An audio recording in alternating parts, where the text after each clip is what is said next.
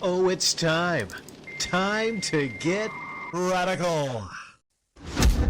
Viewer discretion is advised. Welcome to Radical Comment of the Week for February 21st through February 27, 2022. These are the very best comments from that time period. Starting out with the honorable mentions, we got Senior Pikachu, Juliet India Mobile, and Red Strass 97. The bronze medal comes to us from Andy Pandy. After watching his previous video about his bikes, talking about Retro Future, it turned out he has an identical bike, but in worse condition. He showed working out his bike, importing vintage parts from Japan. He's sponsored by this proxy service Syndico, by the way. While watching the crying video with my missus and eating popcorn, we couldn't help wondering how on earth did those thugs who burned his bike manage to leave the brand new seat unscathed. The lore has more lawyers than you think, though. Lawyers? Sorry, I just added a W for some reason. Layers than you think, though. I suspect he's not just a collector of vintage vehicles. He also has, or had, a very old VW Golf. Here in the UK, the insurance for motor vehicles is exorbitant for new drivers, especially young ones. A loophole is to buy a certified vintage vehicle, which is not subject to insurance, ergo what Elliot did. The downside of this legal loophole is that you're not covered for accidents, theft, or fire, which all three of them happened to him. In a previous video, he shows his vintage VW Golf he crashed soon after he started driving it. I wanted to download this video of him crying, but the prick removed it before I got a chance to. If anyone managed to save it, I would appreciate it. Could be uploaded on a file sharing site. I guess he has a lot of those uploads of him crying, crying, sad, what have you. It's kind of weird that he crashed that vehicle and the bike got stolen, and just like a lot of things happening around the same time. So I'm not aware of the laws over there. You say the insurance is really high for young drivers. Yeah, it is quite high for young drivers, I think, everywhere. And you talked about how accidents, theft, and fire, all three happened to him weirdly. Now, you talk about how that seat was left unscathed on the bike. I didn't notice that, but yes, it's very, very clean, unscathed seat on the bike, even though it was set on fire. Kind of weird. Set on fire, but the bike was left unscathed. Also, I remember someone leaving a comment, maybe it was, I forget who it was. But they talked about how it's kind of weird how he saw that bike as his baby. His baby! Yet before filming, he didn't even take off the seaweed. Didn't even take off the seaweed. I know if I found something that I loved, a bike that I loved and cherished, I would at least try to clean it up before recording, but he didn't even try to clean it up. Almost like he was putting an emphasis on that kind of stuff. For what other means than to get sympathy donations. I think that's all I got for that, There's really no, there's more I could go into, but Andy Pandy, I think that's all I have for that. Sometimes just know when you're done, right? You're the bronze. I do longer for the silver and the gold, right? But great comment there. Thank you, Andy Pandy. Cause_tech. To play devil's advocate, because I like doing so, let's say someone did take it because he left it out and left the keys in. Again, talking about Retro Future's bike. For a joyride, lost control and it ended up in the mud or wherever it landed. It's conceivable that all happened. But his bringing it up in every video since the event is suspect, which is a shame. Yes, he's had Patreon and etc. for a while, but I enjoyed the innocent nature of his videos, fake or not.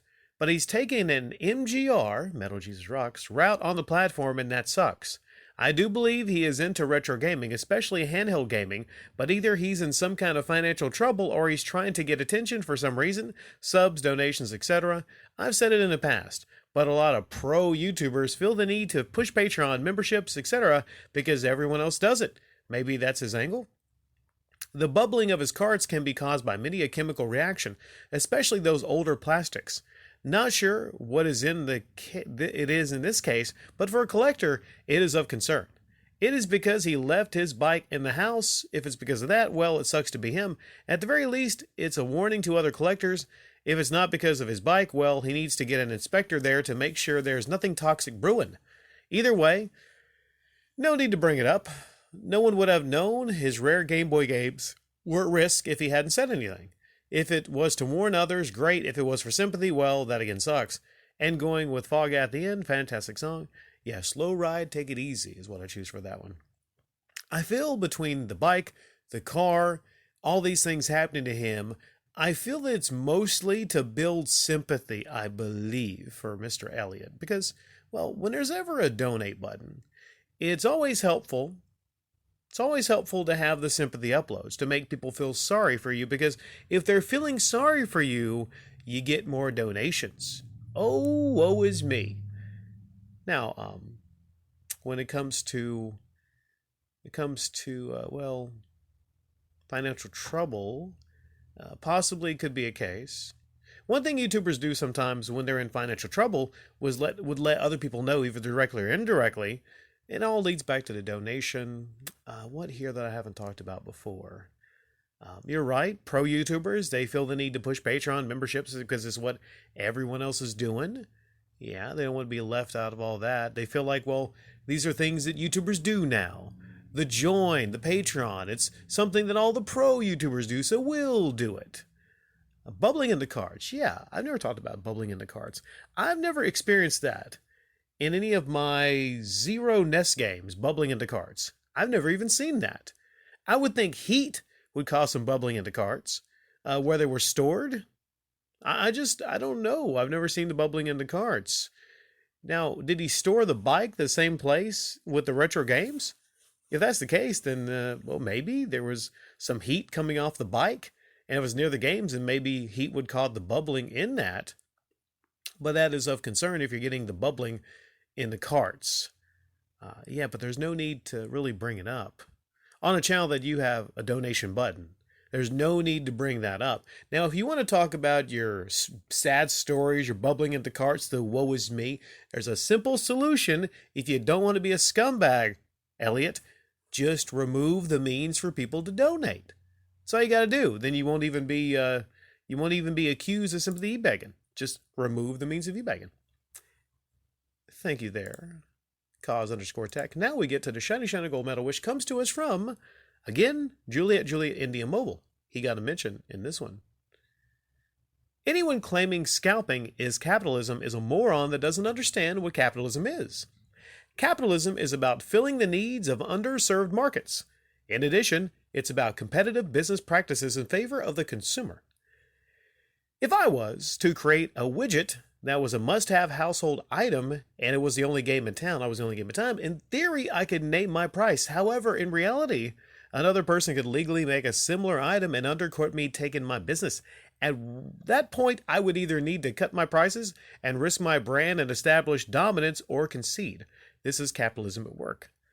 Distribution, the act of getting your product in consumer hands, is key to the success of your product. Retail stores and online retailers fill that underserved market. It costs a lot to develop a product, and even more to get it in the hands of consumers. If your cup of tea is development, you find others to bear the risk of distribution. This is usually done in volume to attract buyers with reasonable prices. As I mentioned, therefore, before a competitor can undercut you to attract the business, again, capitalism at work.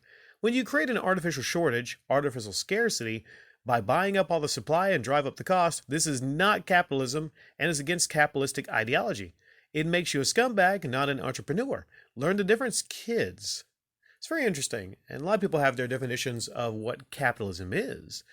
Whenever there's something that happens on YouTube, whenever it involves money, I've had people come here and say, like, well, what they're doing is just capitalism. What they're doing is capitalism. Oh, that sympathy e-begging upload? No, that's capitalism. If people are willing to pay that person for crying about their bike, or for whatever, then that is capitalism. If someone's willing to pay that person, that's capitalism. No. I agree. Capitalism is about creating a product, bringing it to market. Creating is key in capitalism, right? You're creating something, you put the cost down. You incur all the cost of creating that product or creating the movie, the TV series, whatever it is. You create that, you put the cost down, and you bring whatever it is to market to get that into consumers' hands. But What runs against that is the scalpers, the snaky, snaky scalpers. Like Sony and Microsoft, they have an idea that they want to create a product. They put all the money behind it, the Series X, the PlayStation 5. They want to create that and put it in consumers' hands. That's what they want to do. But in between that, there are the scalpers, usually online. But I'm sure there's scalpers that maybe hang out outside of the Best Buy every day to see if there's new shipments of PlayStation 5s or whatnot. But it's mostly an online issue, right? It used to be a lot, ironically, easier to get these items when they were just, I think, released in stores. The store had them, then you could go get them physically.